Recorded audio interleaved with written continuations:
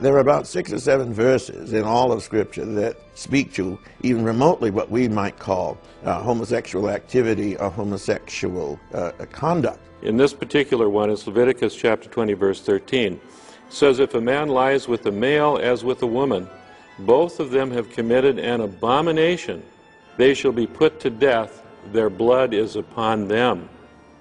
If you read the Bible on a face value level, that reading disregards several very important things. The first one is just a few verses before that.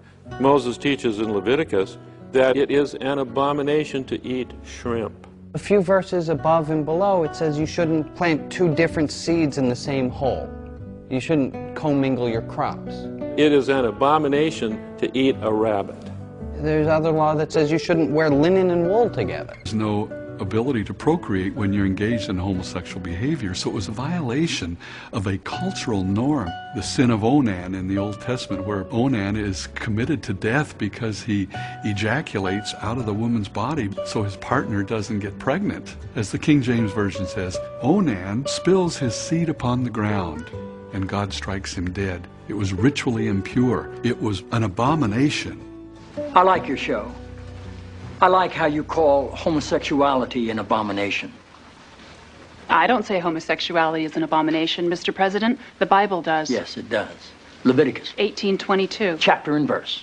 I wanted to ask you a couple of questions while I had you here. I'm interested in selling my youngest daughter into slavery as sanctioned in Exodus 21:7. She's a Georgetown sophomore, speaks fluent Italian, always cleared the table when it was her turn. What would a good price for her be? While thinking about that, can I ask another? My chief of staff insists on working on the Sabbath.